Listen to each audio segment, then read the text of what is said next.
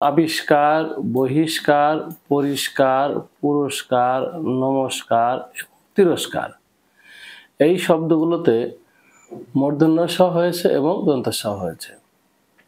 এখন কেন হয়েছে দেখেন, শব্দের মাঝে সে যদি রস্বই থাকে তাহলে মূর্ধন্য ষ হয়ে যাবে। যেমন দেখুন, আবি রস্বই আছে, মূর্ধন্য ষ, আবিষ্কার। বহি রস্বই আছে, বহিষ্কার। পরি রস্বই আছে, পরিষ্কার। এবার দন্ত স কেন হলো?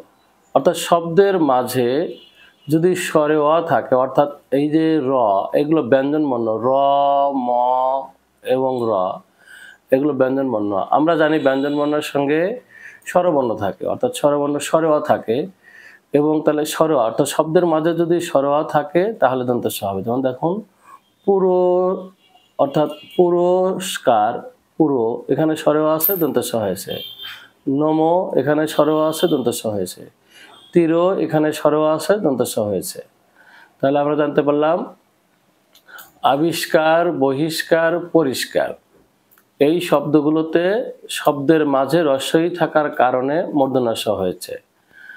পুরস্কার, নমস্কার, তিরস্কার এই শব্দগুলোতে স্বরে অ থাকার কারণে দন্ত স হয়েছে। ধন্যবাদ সবাইকে।